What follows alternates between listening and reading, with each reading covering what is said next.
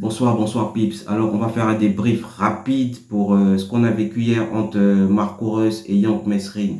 Rappelez, entre autres, les critères qui sont imposés, c'est la punchline et l'écriture 50%, le flow et la technique 30%, la performance 20%.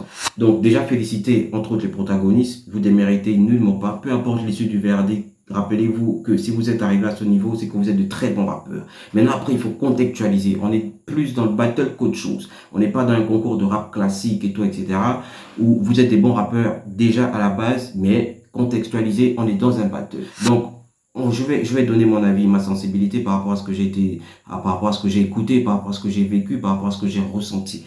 On a eu un Marco Reus totalement qui nous a plus vendu du contenu que de la forme. On est d'accord, il y a une très bonne écriture, ça il faut pas le refuter. On a eu une très bonne écriture, mais entre autres, on a eu une technique masquée en fait par sa nonchalance, donc par le manque de performance qui, à mon humble avis, peut être un gros handicap dans un battle. On a eu un gros manque de performance, on a eu malgré tout ça, tu vois, on a eu il y a technique, tu vois, il y a des trucs qui peuvent ressortir qui étaient pas mal, mais le gars n'a pas bien vendu son projet. Il n'a pas bien vendu son projet.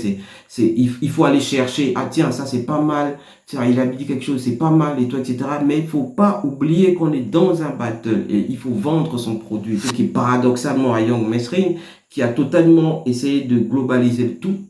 On a eu de la punchline, on a eu du flow, de la technique qui a été appuyé par la performance. Il n'est pas venu pour s'amuser, il est venu, lui, dans le cadre du battle. Je suis venu pour le battle, je suis venu pour faire ce que j'ai à faire, et tout, etc. Donc, d'entrée du jeu, on va faire court. Mon vote va automatiquement à Young Mesrin, dans le cas de figure. Ce qui ne devrait pas exclure qu'en face, on a un très bon rappeur, mais qui, à mon humble avis, n'a pas su vendre véritablement son contenu. Donc, ce qui a causé son handicap. TOC.